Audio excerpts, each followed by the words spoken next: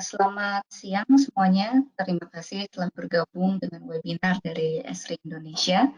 Pada kesempatan kali ini, saya Luciana Suwandi dari tim komersial tim Esri Indonesia akan mempresentasikan mengenai integrasi GIS dan BIM melalui platform geospasial. Nah, dalam kurang lebih mungkin 30-40 menit ke depan, saya akan menyampaikan terlebih dahulu materi mengenai tema ini, kemudian nanti akan ada tanya jawab. Jadi silakan jika ada yang mau bertanya, dan kalau seandainya nanti pertanyaannya belum terjawab semua, atau mungkin ada yang ingin bertanya lebih lanjut, boleh menghubungi saya lewat email yang ada di depan layar. Ketika kita bicara mengenai GIS dan BIM, mungkin banyak yang bertanya-tanya apa sih the driving force gitu ya. Ketika kita bicara integrasi ini, kenapa banyak orang kemudian meminta atau misalnya mendorong agar terjadi integrasi GIS dan BIM.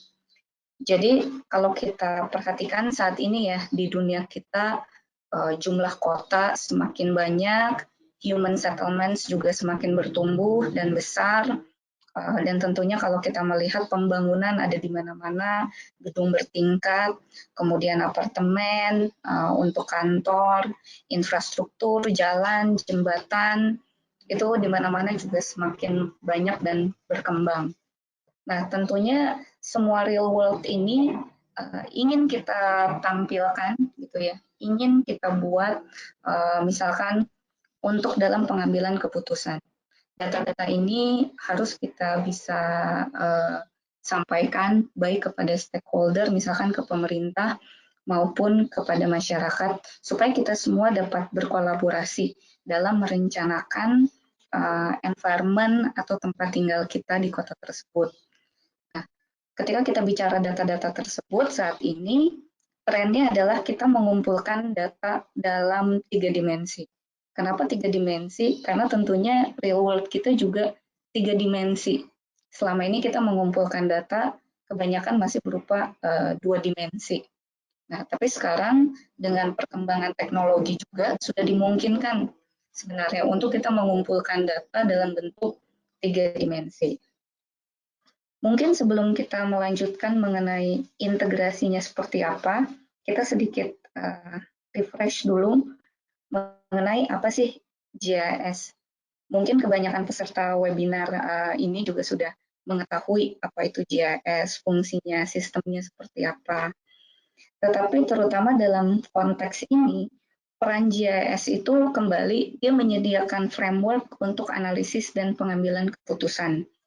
Jadi sistem informasi geospasial ini digunakan mulai dari awal, dari pengelolaan dan integrasi data itu sendiri. Kedua, kita mulai melakukan visualisasi atau pemetaan. Jadi data-data yang sudah dikumpulkan, kita tampilkan. Kemudian data-data yang dikumpulkan dan ditampilkan itu, kita lakukan analisis dan modeling juga. Jadi bukan hanya kita lihat supaya bagus, tapi apa sih insight atau hasil pengolahan data dan informasi agar kita selanjutnya kita lihat di kotak ini, kita dapat melakukan perencanaan dan perancangan misalnya. Jadi kita plan and design. Setelah itu juga tentunya yang penting adalah kita mengambil keputusan. Jadi dari alternatif perencanaan dan perancangan yang sudah kita buat, keputusannya apa? Alternatif apa yang bisa kita ambil? Dan terakhir tentunya kita harus melakukan action atau pelaksanaan. Nah, GIS itu bisa mengakomodir semua hal ini, terutama dengan platform dan teknologi yang sudah kita miliki sekarang. Jangan dilupakan juga bahwa saat ini GIS gitu ya, pada khususnya ArcGIS dengan teknologi webnya sangat memungkinkan untuk menjadi sebuah platform kolaborasi. Jadi ketika kita bicara tadi framework pengelolaan data, pengambilan keputusan, analisis dan modeling, kita sebenarnya bicara bagaimana semua itu bisa kita lakukan bersama-sama dengan berbagai pihak. Mulai dari misalnya di sini dari tenaga ahlinya, expertnya gitu ya, kemudian ada manajemen, kemudian tentunya juga ada partisipasi masyarakat di sana, field worker, dan tentunya banyak juga sistem enterprise lain gitu ya, teknologi-teknologi lain yang digunakan baik di level pemerintahan maupun swasta, dan kita juga perlu berkolaborasi dengan sistem-sistem yang sudah ada tersebut. Nah, dengan teknologi WebGIS, kita bisa melakukan integrasi itu. Salah satunya tentunya dengan topik yang hari ini kita bahas, integrasi dengan BIM. Nah, apa itu BIM? Mungkin bagi rekan-rekan yang belum familiar, BIM itu merupakan singkatan dari Building Information Model. Banyak yang menyamakan Building Information Model ini dengan software atau data atau format data, tetapi sebenarnya BIM itu bukan format data. Ini yang perlu kita pahami bersama-sama. BIM juga bukan sekedar software. Sama ketika kita bicara mengenai GIS. GIS itu kan satu sistem yang besar ya. Nah, sama BIM juga sebenarnya bukan format data, bukan sekedar software. BIM itu sebenarnya adalah sebuah proses kolaborasi. Jadi yang ditekankan di sini adalah prosesnya.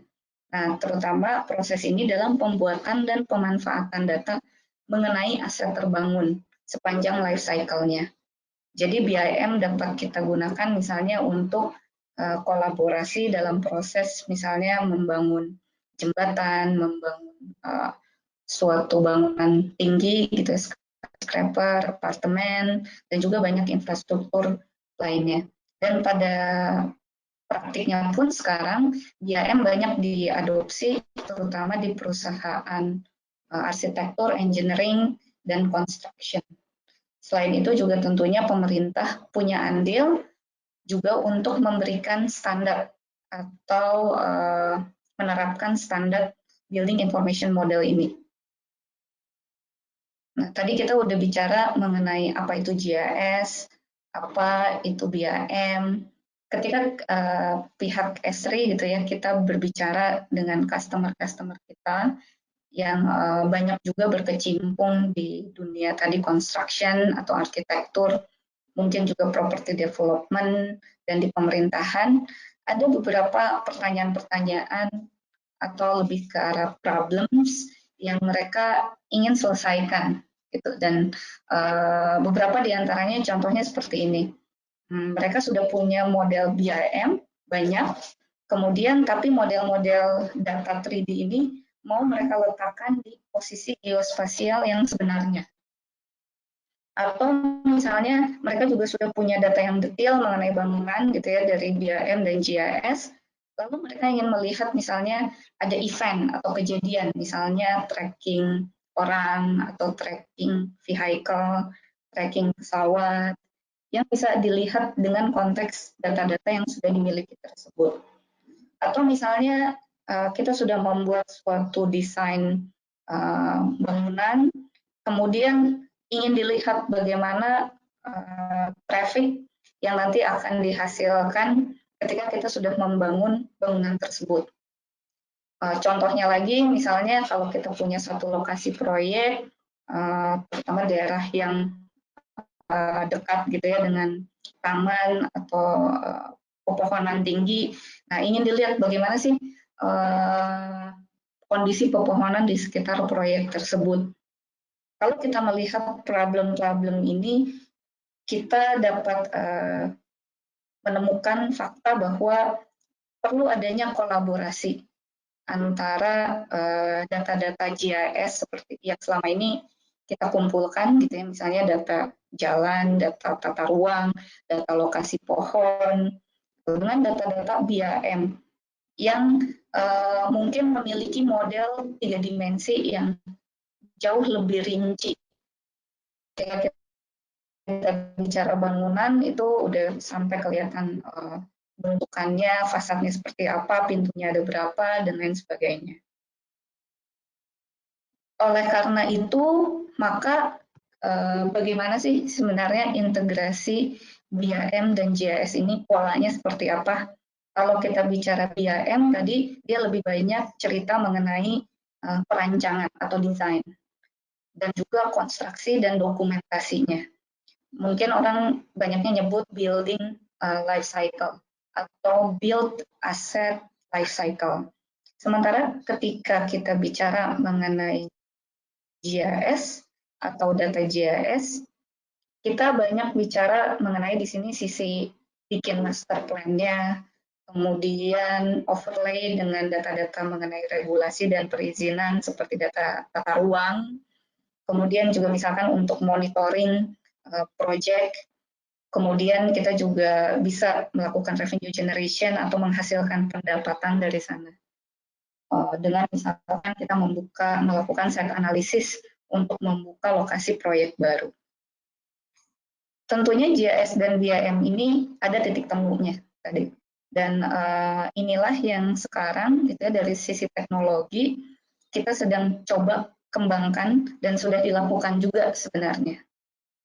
Salah satu effort gitu ya atau strategic move yang dilakukan oleh Esri sendiri untuk memberikan partnership antara BIM dan GIS itu adalah kita sekarang sudah berpartner sebenarnya dengan Autodesk. Jadi di tingkat Esri global, Esri dan Autodesk yang mungkin kalau Esri lebih ke GIS-nya, sementara Autodesk dari dulu banyak ke BIM-nya. Nah, kita bekerja sama untuk menghadirkan experience yang lebih seamless untuk users. Jadi nanti kalau kita melihat apa saja sih integrasi yang sudah dilakukan dari hasil kerjasama ini di antara dua giant, yang satu untuk dari segi BIM-nya, yang satu dari segi GIS-nya. Jadi pertama, misalnya sekarang file Revit itu bisa dibaca secara langsung di ArcGIS Pro. Mungkin untuk rekan-rekan yang belum familiar apa itu Revit, jadi Revit ini adalah salah satu software BIM yang dikeluarkan oleh Autodesk. Sebelumnya itu file Revit tidak bisa dibaca langsung di ArcGIS Pro. Nah, sekarang sudah bisa. Nah, kemudian kita juga bisa mempublish data Revit sebagai building scene layer di ArcGIS Online atau ArcGIS Enterprise. Jadi kalau rekan-rekan ada yang sudah familiar dengan web scene, ya, data 3 dimensi GIS yang bisa ditampilkan melalui web browser. Nah, sekarang nanti dalam demo yang akan saya tunjukkan, itu kita bisa langsung mempublish data Revit sebagai building scene layer tadi. Jadi dapat ditampilkan sebagai data GIS di web browser. Kemudian dari di Autodesk software-nya sendiri sudah dikembangkan berbagai macam plugin atau konektor supaya software Autodesk ini bisa membaca juga data GIS. Contohnya yang mungkin sudah lebih lama dan banyak digunakan itu ArcGIS for AutoCAD plugin. Jadi sekarang kita bisa membaca data-data GIS yang disimpan di ArcGIS Online maupun di ArcGIS Enterprise sebagai base map untuk kita menggambar di AutoCAD. Atau sekarang juga ada Autodesk Connector untuk di InfraWorks, Civil 3D, dan AutoCAD Map 3D. Inisiatif-inisiatif ini sebetulnya baru beberapa saja dari sekian banyak yang direncanakan oleh Esri, dan mudah-mudahan kita berharap dalam tahun-tahun ke depan kerjasama ini juga akan semakin berkembang, semakin banyak fitur yang nantinya bisa membantu kita mengintegrasikan data BIM dan GIS dengan lebih baik lagi. Pada kesempatan hari ini sebetulnya nanti kita akan lebih banyak bicara mengenai integrasi poin ke-1 dan ke-2. Jadi bagaimana kita membaca file Revit secara langsung di ArcGIS Pro, kemudian kita akan mempublish sebagai building scene layer. Tadi dari inisiatif-inisiatif yang sudah disebutkan ada beberapa.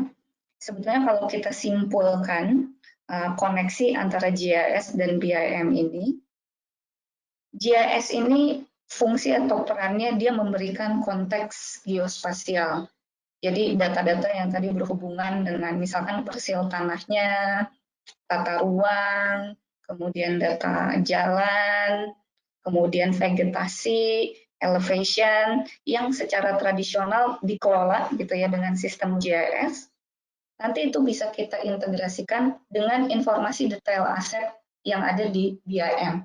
Kalau BIM tadi mungkin lebih banyak bicara data detail mengenai bangunannya gitu ya.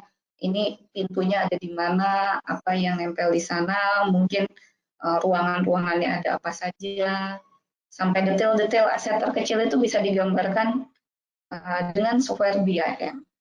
Nah, sehingga data interoperability menjadi penting karena saat ini memang pola integrasinya kita lebih banyak bicara mengenai bagaimana pertukaran data. Dan kalau kita lihat tadi beberapa integrasi atau inisiatif yang sudah dilakukan Esri dan Autodesk, itu lebih banyak mengenai bagaimana kita bisa mengkonsum data satu sama lain. Gitu. Di ArcGIS bisa baca Revit, misalkan, kemudian tadi di InfraWorks atau AutoCAD bisa membaca data GIS. Nah, tentunya kolaborasi ini dimungkinkan karena pada saat ini teknologi GIS sendiri sudah 3D dan memang bisa mengelola data-data 3D.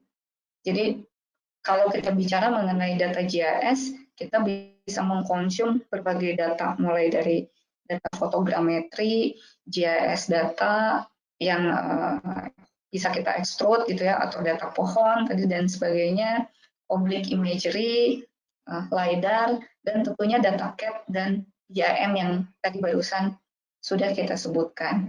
Di platform 3D GIS ini, kita bisa menggabungkan berbagai macam data ini. Sehingga kalau kita tadi mau memasukkan data BIM ke platform GIS, harapannya di platform GIS, data-data BIM ini bisa kita perkaya konteksnya. Misalkan kita menambahkan data-data bangunan lain, misalkan di sekitarnya, kita menambahkan data LiDAR, kita menambahkan data pohon, data jalan, data tata ruang, sehingga bisa kelihatan seperti apa sih kondisi lingkungan di sekitar data BIM dan GIS tadi. Seperti yang sudah saya sebutkan sebelumnya, mungkin dalam bahasan kita pada hari ini, kita akan lebih banyak bicara mengenai bagaimana cara mengkonsum data BIM di ArcGIS. Nah, di sini saya menunjukkan beberapa alur integrasi data BIM ketika kita mau membukanya di ArcGIS Desktop dan kemudian nanti kita publish. Jadi sebenarnya ketika kita bicara mengenai data BIM, ini kalau kita mau, kita bisa mengkonsum langsung Revit filenya sendiri. Jadi format datanya biasanya namanya .rvt. Nah, itu bisa kita lakukan pembacaan langsung atau dari di ArcGIS Pro. Nanti dari ArcGIS Pro, kita bisa langsung mempublish ke ArcGIS Enterprise atau ArcGIS Online, supaya bisa ditampilkan di portal dan dibuka lewat web browser. Ada dua jenis scene layer yang dapat dipublish di ArcGIS Enterprise atau ArcGIS Online ketika kita menggunakan data dasar atau data source dari Revit. Yaitu kita bisa membuat 3D scene layer biasa, atau kita bisa membuat building scene layer. Nanti perbedaannya apa akan saya jelaskan di bagian berikutnya. Nah, sementara kalau kita menggunakan IFC, jadi kalau IFC ini adalah salah satu format data yang lebih open, jadi dia tidak terikat dengan proprietary software atau software-software tertentu. Kita juga bisa mengkonsumnya di ArcGIS Pro, tetapi kita membutuhkan dulu yang namanya Data Interoperability Extension atau FME. Sebetulnya yang dilakukan nanti dia akan mengkonvert data IFC ini ke dalam multi-patch atau geodatabase yang bisa dibaca oleh ArcGIS Pro. Nah, kemudian setelah itu kita mempublish juga sama ke ArcGIS Enterprise atau ArcGIS Online. Tetapi, perbedaannya adalah kalau kita menggunakan file IFC, kita bisa mempublishnya ke dalam format 3D scene layer saja.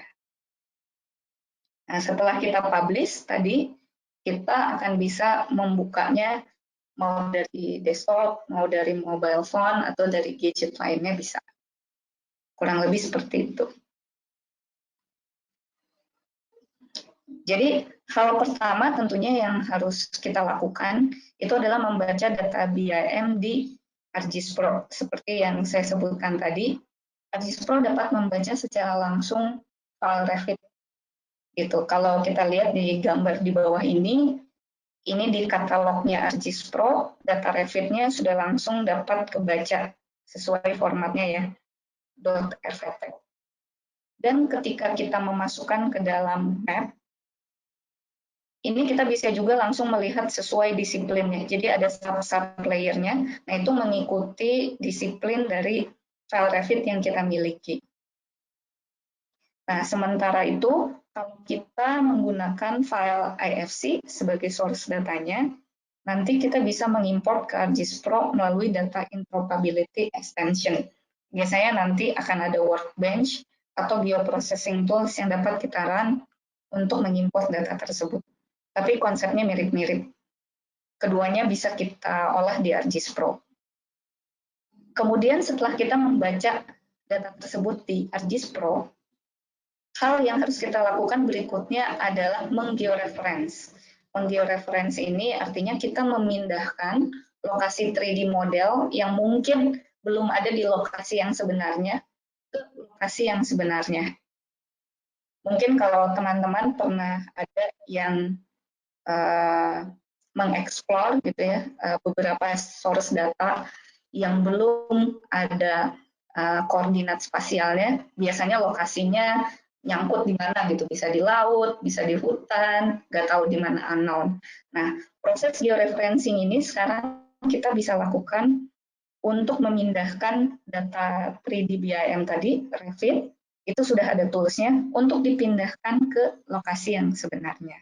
Nah, ini dilakukannya melalui ArcGIS Pro. Jadi sebelum kita publish tadi ke ArcGIS Online, salah satu kegunaan ArcGIS Pro adalah untuk melakukan georeferencing ini. Nah, ini adalah saya demokan, gitu ya. Jadi pertama kita bisa melihat di sini ada data Revit dan kita bisa langsung add ke dalam satu scene layer namanya. Kalau kita zoom ke scene layer ini, kita dapat melihat lokasinya ada di mana. Mungkin belum lokasi yang sebenarnya, karena sekali lagi umumnya data Revit atau IFC yang kita punya belum ada lokasi yang real. Jadi biasanya lokasi pertama yang kita buka ini bukan merupakan lokasi yang sebenarnya dari model. Kita lihat di sini layer-layernya juga ada ya. Nah, baru setelah itu kita lakukan georeferencing. Nah, di sini kita bisa memindahkan modelnya, jadi bisa sistemnya drag aja, atau sebetulnya ada tools lain namanya move to display juga bisa kita gunakan.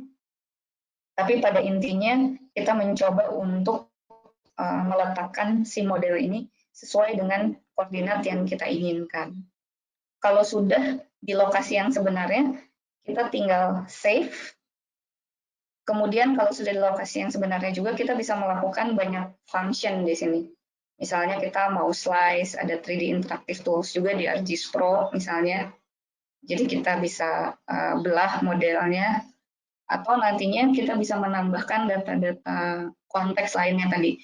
Seperti misalnya kalau kita mau nambahin data tata ruang, data pohon, data jalan, dan lain sebagainya, itu kita bisa lakukan dulu di ArcGIS Pro sebelum nanti kita publish ke ArcGIS Enterprise.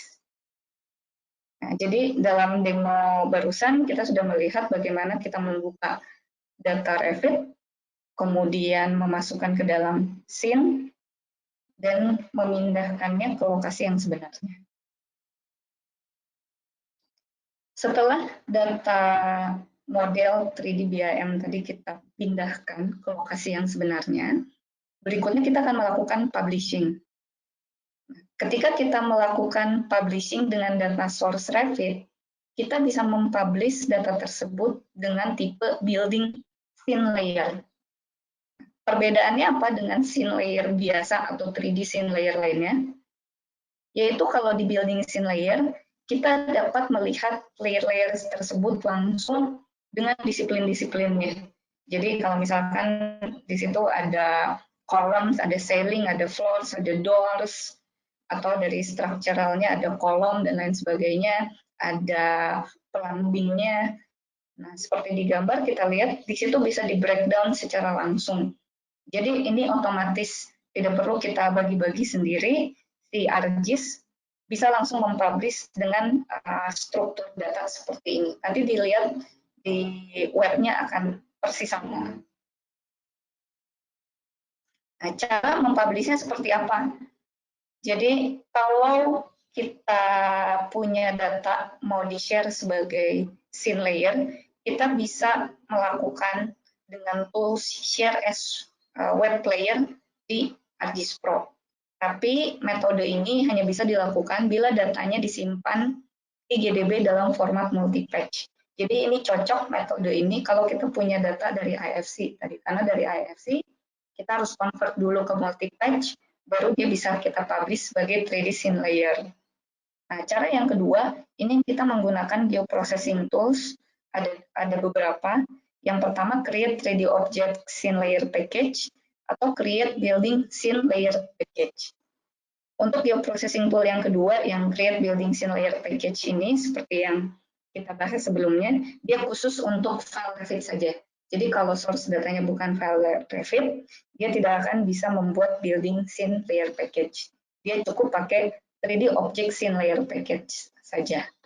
Nah, nanti hasil dari geoprocessing tools ini adalah sebuah file SLPK namanya, yang dapat diupload ke portal.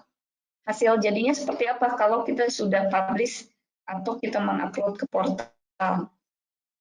Nah, hasil jadinya seperti ini. Ini udah bisa model yang sama yang tadi. Ini kita sudah publish ke portal, kita tampilkan ya, karena dari Revit bisa dilihat per sublayer atau disiplinnya. Kemudian kita bisa filter berdasarkan floor-nya juga, dan ini juga ngikutin pembagian floor dari Revit. Nah, sisanya ini fitur-fitur yang ada di GIS, kita bisa melihat shadow, dan lain sebagainya. Kita bisa melakukan slicing, juga sebetulnya ada feature measurement, dan lain sebagainya. Nah, jadi seperti yang kita lihat di sini ya, bisa melakukan beberapa analisis sederhana juga melalui web scene di ArcGIS portal yang bisa kita dapatkan dengan ArcGIS Online atau ArcGIS Enterprise. Nah, kalau sudah seperti ini, artinya sudah kita publish datanya, bisa diapain sih? Sebetulnya banyak sekali contoh-contoh aplikasi atau pemanfaatan yang kita buat ketika kita sudah bisa mengkonsumsi data BIM dan mempublish ke web seperti barusan. Di sini di layar saya berikan beberapa contoh aplikasi yang sudah dibuat gitu ya. Ada yang sifatnya prototype. Itu ketika apa sih yang bisa kita manfaatkan dari data BIM tadi. Salah satunya yang di sebelah kiri, ini dia membuat kayak semacam aplikasi panduan untuk mengeksplor suatu perpustakaan, bangunan perpustakaan. Namanya Turangga Library. Kalau rekan-rekan mau lihat demonya bisa langsung klik atau bisa langsung ke alamat yang sudah ditampilkan di sini. Nah, jadi dari sini nanti kita akan bisa mengeksplor floor by floor dari bangunan tersebut yang datanya bersumber dari data Revit atau BIM yang barusan. Kemudian kita juga bisa menyandingkan data bangunan tersebut dengan data-data GIS lain di sekitarnya. Misalnya kita mau lihat di mana sih lokasi titik-titik halte bis atau transit, atau misalkan kalau di sini kita Janti juga bisa mengaktifkan di mana sih lokasi parkir terdekat atau point interest terdekat. Nah, kemudian kalau untuk di contoh yang kedua yang di sebelah kanan, ini dia mengintegrasikan antara web scene-nya ArcGIS di sebelah kiri dengan BIM 360 application. Jadi ketika kita klik di satu model di sini, maka dia akan menampilkan window dari BIM 360 untuk menunjukkan modelnya secara detail dan juga mungkin ada dokumentasi-dokumentasi terkaitnya. Kalau rekan-rekan mau mencoba mengekspor, bisa juga mengakses link yang sudah ada di handout tadi barusan.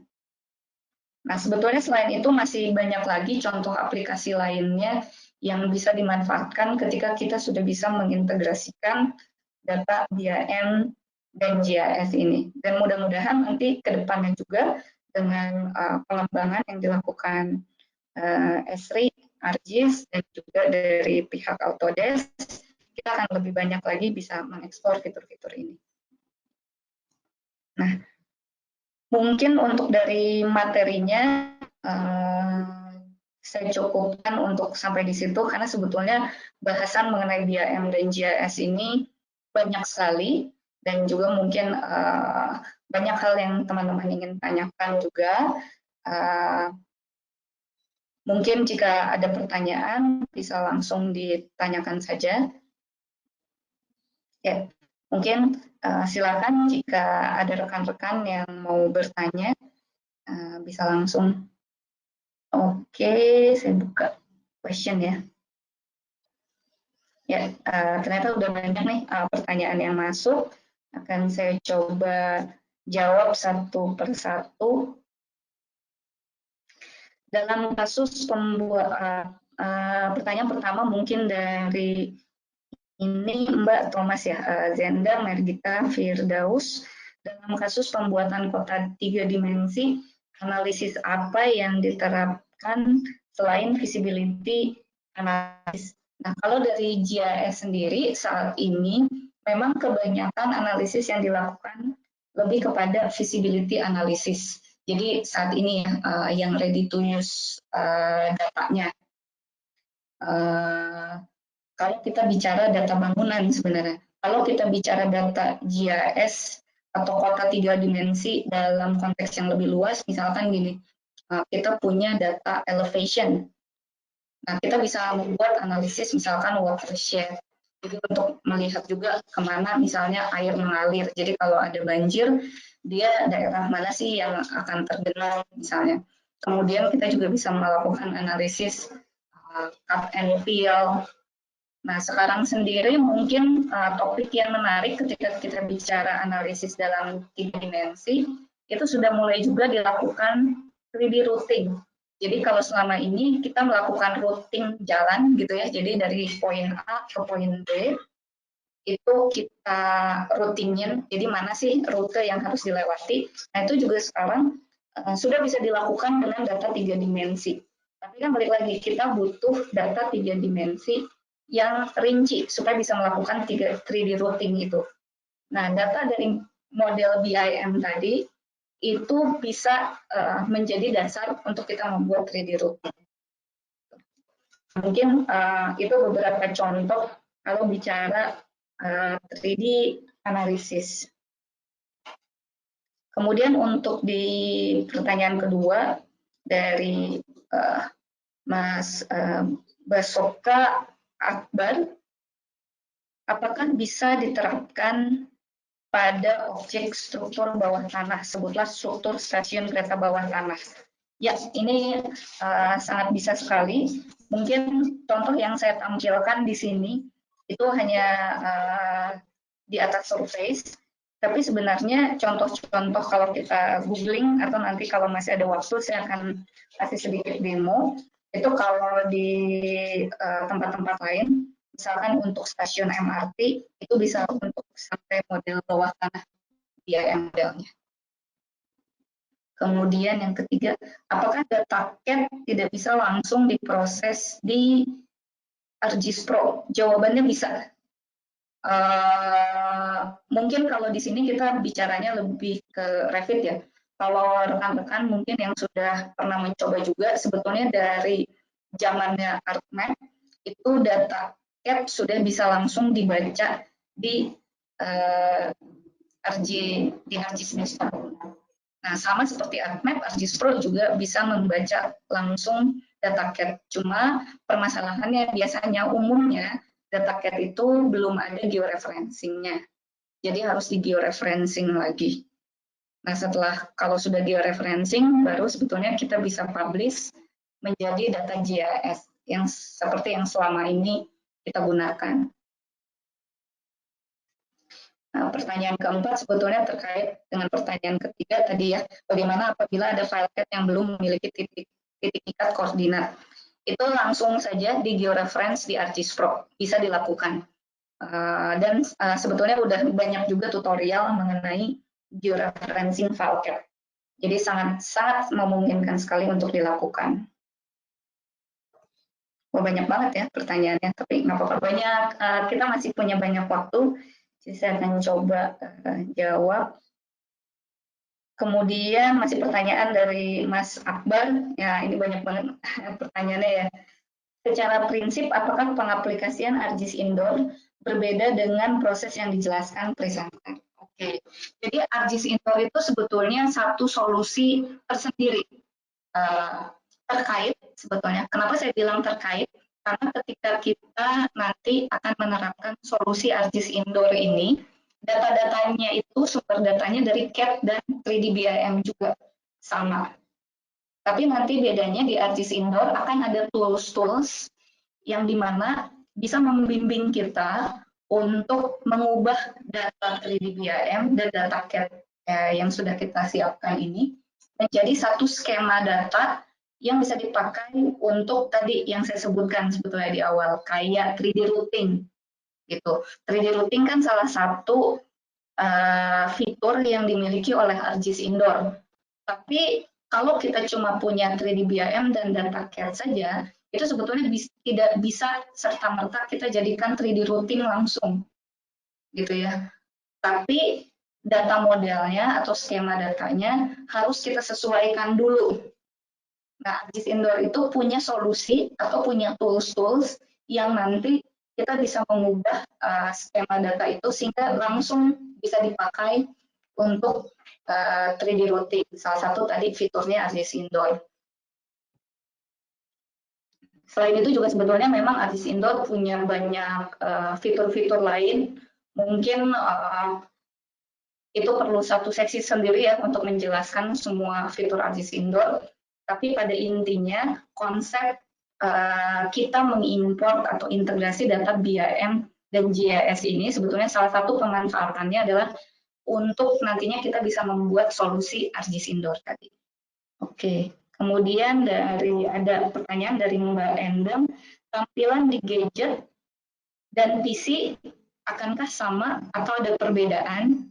Kalau dari segi 3D modelnya sendiri tidak akan ada perbedaan, jadi sama saja.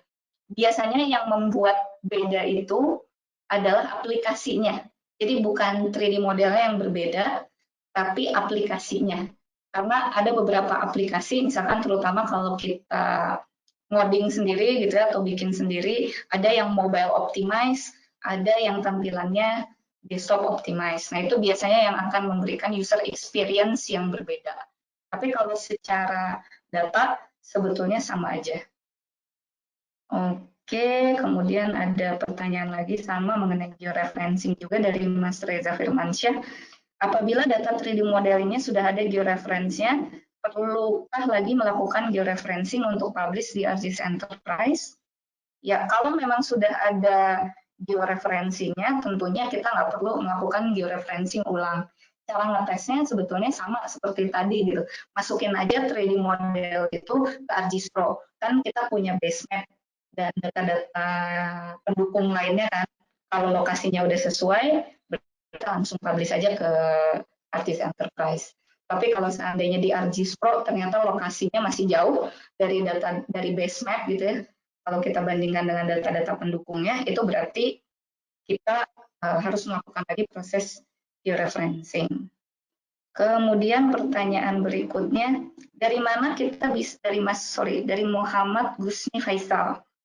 Dari mana kita bisa mendapatkan data-data bangunan, data pohon, ketinggian agar dapat diekstrud pada ArcGIS Pro? Ya, ini pertanyaan yang menarik dan banyak banget ditanyain juga, gitu ya, terutama di Indonesia nih. Banyak sebetulnya orang yang mau melakukan analisis 3D atau bikin pemodelan kota dimensi, tapi kemudian pertanyaannya data-data bangunannya dari mana? Nah, tentunya sebenarnya sumbernya ada macam-macam gitu ya. Ada sebetulnya yang harus menyediakan data ini sebenarnya kan pemerintah gitu ya. Jadi kita bisa mengambil data-data yang disediakan pemerintah, kemudian baru kita melakukan extrusion sendiri. Ada beberapa pihak ketiga juga yang sebetulnya jualan data ini juga ada. Jadi mereka sudah punya data building footprint lengkap dengan atribut ketinggiannya. Nah, jadi kita tinggal extrude. Jadi selain dari pemerintah, yang jualan data itu pun ada sebenarnya. Kemudian sumber lainnya juga misalkan dari crowdsourcing map seperti OpenStreetMap, ya mereka juga punya data-data bangunan yang bisa kita tarik, kemudian kita tampilkan di ArcGIS Pro. Mungkin kekurangannya hanya karena dia data crowdsourcing, jadi belum semua atribut datanya lengkap. Jadi ketika kita bicara ketinggian, misalnya belum tentu semua data ketinggian itu diisi atau akurat. Jadi harus kita betulkan lagi juga gitu. Kemudian ada pertanyaan juga dari Mbak Fania Alfiani. Publish SLPK apakah hanya bisa menggunakan portal saja? Website yang ditampilkan sebelumnya juga bisa dari portal ya. Terima kasih. Ya, kalau konteksnya kita mempublish SLPK itu memang hanya bisa langsung dari portal. Jadi di ArcGIS Online maupun ArcGIS Enterprise, dua-duanya kan punya portal. Nah, kalau kita publishnya lewat SLPK, itu memang harus dari interface portal tersebut, tidak bisa dari tempat lain. Gitu. Tapi kalau misalkan kita punya data tadi multi-edge yang kita punya di ArcGIS Pro, di ArcGIS Pro sebetulnya ada fitur share as web player, jadi nggak perlu dipakai SLPK dulu, bisa juga langsung publish ke ArcGIS Enterprise. Kemudian ada pertanyaan berikutnya dari Mas Andika Firdian. Seperti yang kita ketahui, BIG memiliki data DIMNAS dengan akurasi per pixel kurang lebih 8 meter. Saya pernah membandingkan dengan ukuran GPS RTK bahwa kurang lebih perbedaan elevasi hampir 15-20 meter. Jelas hal ini masih belum cukup akurat untuk industri bekerja yang dengan model elevasi. Apakah dengan adanya integrasi ArcGIS dan BIM dapat menghasilkan model DIM yang lebih akurat atau elevasi dapat kurang dari 5 meter? Ini pertanyaan yang sangat bagus sekali dan sangat relevan. Ini juga challenge yang dihadapi oleh customer-customer kita mengenai data elevasi. Karena data BIM ini kan sebetulnya sangat detail sekali ya, sehingga ketika kita mempublish data BIM disandingkan dengan data GIS, kalau elevasinya tidak akurat, itu akan kelihatan sekali gap-nya. Jadi modelnya itu kayak melayang gitu. Mungkin kalau cuma satu bangunan nggak kelihatan, tapi ketika kita bicara infrastruktur seperti jembatan, ya jalan layang, itu akan sangat terlihat sekali gap-nya antara elevation model yang kita miliki dengan model BIM-nya. Nah, dari segi GIS sendiri, sebetulnya ArcGIS Enterprise itu memungkinkan kita untuk mempublish data elevation yang kita buat sendiri. Jadi memang kalau kita saat ini mengandalkan data DIMNAS yang tadi kurang lebih 8 meter, kemudian dengan istilahnya apalagi kalau kita pakai SRTM yang jauh gitu ya kedetailannya, itu memang kurang memadai untuk industri construction. Maka mungkin salah satu solusi yang bisa kita lakukan adalah kita menggunakan sendiri data elevasi tadi ya, yang hasil kita survei sendiri, kemudian kita publish sebagai elevation services di ArcGIS Enterprise. Itu bisa. Jadi kita tidak menggunakan elevation services yang dibuat orang lain, tapi elevation services yang kita punya sendiri. Misalkan kita nerbangin untuk ambil data LiDAR misalnya, atau pakai survei sendiri, sehingga ketelitiannya lebih kecil. Nah, itu dimungkinkan. Sehingga harapannya dengan kedetailan yang lebih besar, yang lebih bagus, nanti BIM modelnya juga akan lebih pas tuh nyambungnya. Kurang lebih seperti itu. Jadi memang solusinya kalau mau yang detail tetap balik lagi ke datanya. Kalau memang dari pemerintah atau data yang ada di luaran sana belum memenuhi, mungkin bisa disupport dengan data-data survei kita sendiri. Gitu. Oke, kita masih punya waktu kurang lebih 10 menit ya. Pertanyaannya masih cukup banyak, jadi mungkin untuk rekan-rekan yang belum bisa saya jawab pertanyaannya sendiri, nanti bisa melalui email ataupun nanti mungkin pembahasannya di kesempatan lain. Saya coba baca beberapa dulu. Oke, ada pertanyaan dari Mas Kevin Atalarik, perbedaan antara BIM dan City Engine. Nah, oke. BIM ini dia merupakan Building Information Model, jadi sifatnya dia lebih ke satu proses gitu ya, dia bukan software. Sementara City Engine ini adalah sebuah software sebenarnya. City Engine adalah software keluaran ArcGIS, dia kegunaan utamanya adalah untuk procedural modeling. Procedural modeling itu apa? Procedural modeling itu adalah pembuatan model dengan rule tertentu. Jadi bikin modelnya tuh kayak ngoding gitu. Jadi kita masukin parameternya, misalkan ketinggian berapa meter, misalkan jarak dari jalan berapa meter, lalu nanti software ini akan mengenerate secara otomatis bentukannya seperti apa dari parameter-parameter yang kita masukkan tadi. Beda sama kalau kita ngegambar pakai SketchUp, kan kita hand drawing ya sebenarnya. Kita hand drawing. Kalau kita bikin gambar di CAD juga kita melakukannya hand drawing. Kalau di City Engine itu kita tidak hand drawing, tapi menggunakan parameter atau rule, kayak modding lah gitu. Nah, sehingga beda tadi antara BIM dan City Engine. Yang satu bicara proses, bicara life cycle, yang satu tadi software untuk procedural modeling.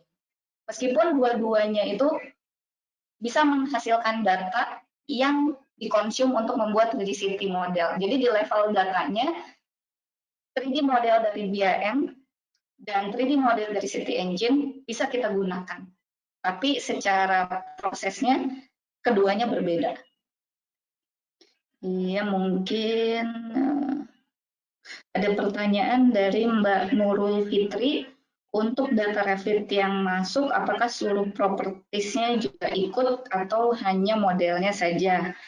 Oke, ya so far saat ini untuk data yang masuk itu lebih kepada data model dan atribut datanya. Atribut data itu kalau kita klik di situ biasanya ada keterangan-keterangan dia masuk. Tapi tidak semuanya juga. Jadi nanti kita harus cek kita butuhnya informasi apa dari sana. Tapi untuk saat ini sih lebih fokus ke modelnya sendiri. Oke. Masih ada waktu sekitar 10 menit lagi. Saya coba pilih beberapa pertanyaan. Ada pertanyaan dari Mas Dirga Daniel. Apakah file dari BIM 360 juga bisa dipakai ke ArcGIS Pro? Nah, kalau untuk file BIM 360, jadi gini, kalau di ArcGIS Pro-nya yang bisa dikonsum langsung itu data format Revit-nya saja. Jadi .rvt-nya itu bisa kita baca di ArcGIS Pro. Tapi data-data lainnya, dokumentasi dan lain sebagainya, itu tidak bisa langsung dibaca di ArcGIS Pro. Kalau kita lihat contoh aplikasi yang barusan saya tunjukkan di slide terakhir, itu ada satu aplikasi yang sebelah kirinya itu model GIS, sebelah kanannya window BIM 360, itu integrasinya ada di level aplikasi. Jadi mereka membuat custom app untuk mengintegrasikan antara model 3D GIS dengan yang kalau diklik dia akan nampilin window BIM 360-nya. Tapi kalau untuk ArcGIS Pro-nya sendiri, yang dia baca hanya .rvt-nya saja. Kurang lebih seperti itu.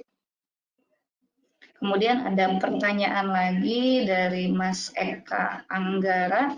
Apabila modeling menggunakan 3D Max, apakah support dimasukkan ke ArcGIS?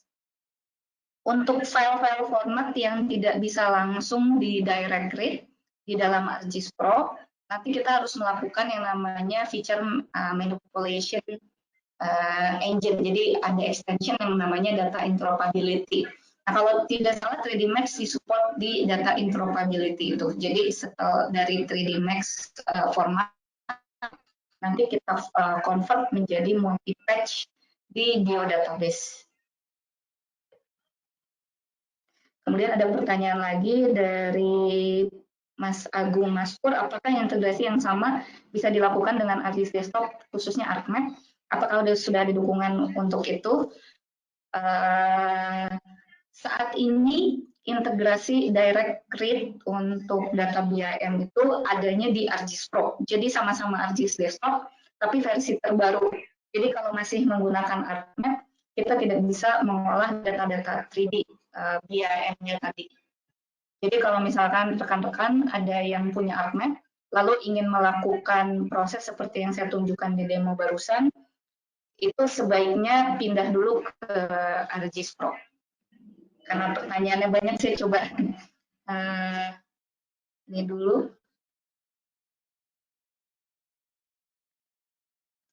Oke,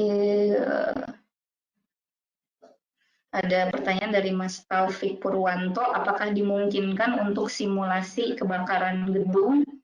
Mungkin yang dimaksud simulasi kebakaran gedung ini lebih kepada 3D routing ya, tadi barusan. Jadi misalkan kalau ada kebakaran di mana, dia harus turun lewat mana. Saya asumsikan seperti itu ya mungkin pertanyaannya.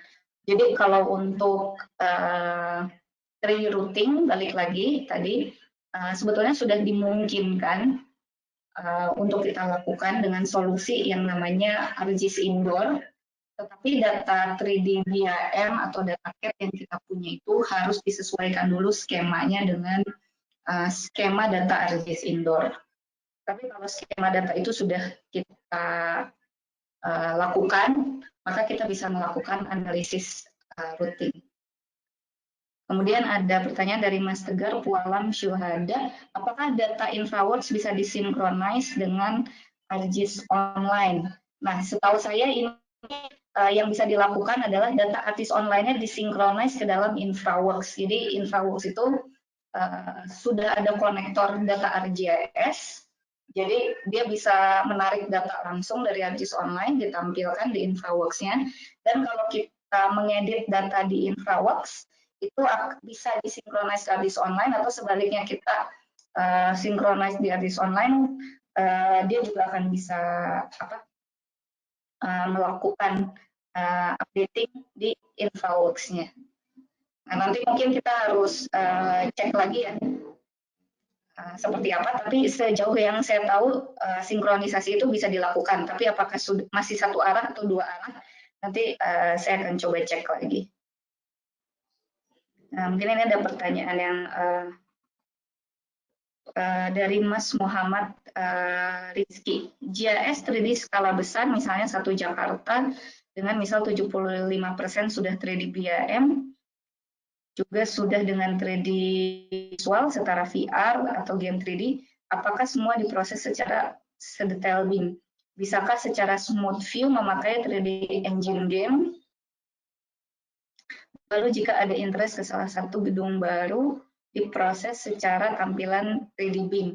Nah, mungkin kalau yang saya tangkap dari pertanyaan ini adalah bila kita punya model 3D BIM yang sudah banyak, apakah semuanya masih bisa diproses secara datanya bisa dilihat secara detail gitu ya?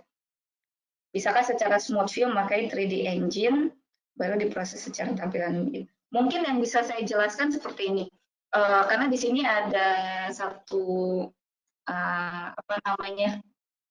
satu keyword menarik, yaitu 3D engine game.